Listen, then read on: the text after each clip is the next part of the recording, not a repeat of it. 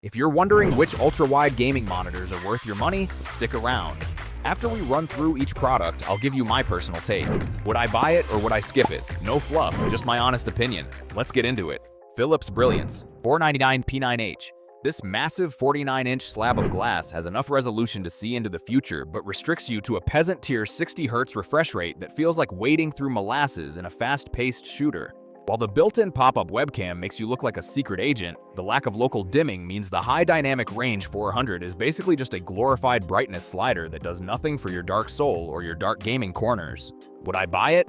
Maybe, but only if my main hobby was looking at giant spreadsheets while pretending to be a pro gamer on the weekends. LG 34G 600AB. This 34-inch speed demon packs a punchy 160Hz refresh rate and 1 millisecond motion blur reduction that makes your gameplay smoother than my pickup lines at a tech convention. It is basically the budget king of the group, though the 1800R curve is so subtle you might forget it is curved at all until you try to fit it into a box. Would I buy it? Yes, because it offers the best bang for your buck without making your bank account cry for mercy. Samsung Odyssey G9 G91F49. This absolute unit of a monitor has a 1000R curve that literally wraps around your head like it is trying to hug your brain, giving you a 144Hz refresh rate that makes every other screen look like a slideshow. It is like having two monitors glued together without the annoying plastic gap. Though it is go heavy, you will probably need a hydraulic crane just to lift the box into your room. Would I buy it? Yes, it is essentially a legal cheat code for first-person shooters where you can see enemies before they even know you exist. BenQ P420Q. This monitor is so obsessed with color accuracy that it probably knows what shade of existential dread you are feeling.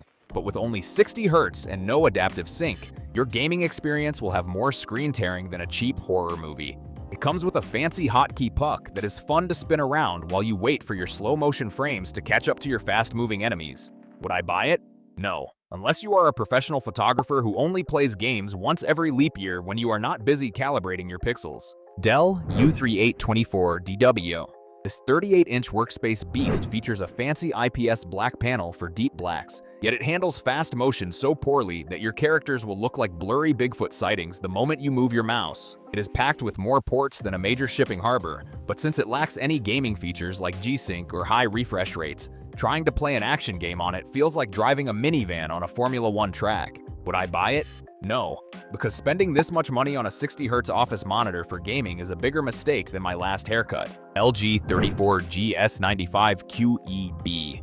This absolute unit curves harder than my life choices with an 800R arc that basically wraps around your head until you are one with the pixels. It pumps out a 240Hz refresh rate so smooth you will forget what lag feels like, though the matte coating might make you feel like you are looking through a slightly dusty window. Dusty window when the sun hits it. Would I buy it? Yes, because that aggressive curve makes every other flat monitor look like a boring piece of cardboard from 2010. ViewSonice VP3A1A. This monitor is basically a professional photographer who accidentally wandered into a gaming tournament and is now confused why everyone is moving so fast. It offers gorgeous color accuracy for your side hustle but caps out at a pathetic 60Hz, meaning your high-speed shooters will look like a PowerPoint presentation compared to the OLED kings. Would I buy it? No, because playing modern games at 60Hz in 2026 is a form of digital torture I am not ready for. Dell Alienware AW3425DWM. This quantum dot OLED beast is the popular kid who just got a massive 240Hz upgrade to stay ahead of the curve. The colors pop so hard, they might actually slap you in the face. But keep in mind, there are no built-in speakers, so you will be stuck wearing a headset like a peasant. Would I buy it? Yes, because the combination of that glossy finish and insane speed makes it the gold standard for anyone who actually likes winning. MSI MPG 341CQPX QD OLED. MSI decided to join the 240Hz club and brought a 90-watt USB-C port to the party so you can charge your laptop while you ignore your responsibilities. It is faster than a caffeinated squirrel, but be prepared for some weird flickering when your frame rates start acting up in dark scenes. Would I buy it? Maybe, especially if I can find it cheaper than the Alienware, since it is basically the same panel with a slightly different personality. LG 40Baudi P95CW. This massive 5K 2K screen is wide enough to see into the future, but with a 72Hz refresh rate, that future is looking pretty blurry. It is fantastic for editing videos of your cat, but trying to play a competitive shooter on this is like trying to race a cargo ship against a jet ski. Would I buy it? No, Because for this kind of money, I want my games to feel like butter, not like a slow-motion replay of a tragic accident. Samsung Odyssey OLED G9 G91 SD 49. This absolute unit is wider than my last 3 relationships combined and features a dual-quad high-definition organic light-emitting diode panel that makes colors pop harder than a champagne cork at a wedding. You get a 240 Hz refresh rate for buttery smooth motion. But the built-in smart television apps are about as necessary as a screen door on a submarine. Would I buy it?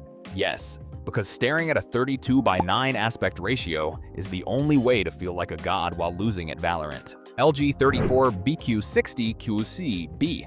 This 34-inch curved monitor is basically the budget-friendly cousin who shows up to the party with a decent vertical alignment panel and a 180 Hz refresh rate just to prove he can hang with the big boys. It delivers surprisingly bold colors and deep blacks for the price, though the tilt-only stand has less flexibility than my hamstrings after a 12-hour gaming marathon. Would I buy it? Maybe, if I spent all my money on a graphics card and now have to choose between a good monitor and eating dinner. Dell Alienware E45c G5. This quantum dot organic light emitting diode beast sports a 240 Hz refresh rate that is so fast it practically sees into the future, making your old 165 Hz panel look like a dusty slideshow. The infinite contrast and zero-level blacks are literal perfection, even if the text clarity still looks a bit wonky because the subpixel layout wants to be a special snowflake. Would I buy it? Yes, because having a 3-year warranty that actually covers burn-in means I can leave my desktop icons on without having a mental breakdown. Dell S3422DWG. This vertical alignment panel is the reliable workhorse that gives you 34 inches of curved glory and a 144 Hz refresh rate without demanding you sell a kidney on the black market. It handles dark scenes like a pro with impressive black levels, though you might see some ghosting that looks like a literal paranormal investigation if you push the response times too hard. Would I buy it? Yes. It is the king of value for gamers who want the ultra-wide life without the organic light-emitting diode price tag. Dell U425QW. This massive 40-inch monster has a 5120 by 2160 resolution that is so sharp it makes real life look blurry. But trying to run Cyberpunk at native resolution will turn your graphics card into a very expensive space heater. While the 120 Hz refresh rate is a massive upgrade over office monitors, the 6-millisecond input lag means you will probably get dunked on by teenagers with better reflexes and cheaper screens. Would I buy it? No, because I am a gamer, not a spreadsheet enthusiast who needs enough pixels to see every cell in a 10-year financial forecast. HP E45c G5. This massive 45-inch vertical alignment panel is basically 2 displays in a trench coat, giving you a smooth 165 Hz refresh rate and enough ports to connect every device in your house, but the total lack of high dynamic range support makes the colors feel flatter than a pancake in a steamroller. It handles multitasking like a god while the 1500R curve keeps you from turning your neck like an owl, though it is basically a productivity monitor that just happens to be decent at gaming. Would I buy it? Maybe, but only if my main hobby is managing spreadsheets while occasionally pretending to be a pilot in Flight Simulator. Dell Alienware AW3423 DWF. This quantum dot organic light emitting diode beast offers infinite contrast and such a fast 0.1 millisecond response time that it makes the HP look like it is running through waist-deep molasses. The 165 Hz motion is buttery smooth and the colors pop harder than a champagne cork, even if the weird subpixel layout makes text look a bit fuzzy if you stare too hard. Would I buy it? Yes, because playing games on this thing is like injecting pure visual adrenaline directly into your eyeballs. Samsung Viewfinity S9 49. At 49 inches wide, this display is literally so long that you might need a swivel chair just to see your health bar. And while the 120 Hz refresh rate is solid, it definitely feels like the budget cousin of the Odyssey series. The 90-watt universal serial bus Type-C power delivery is great for a clean desk, but the limited peak brightness means you will be squinting if a single ray of sunlight dares to enter your room. Would I buy it?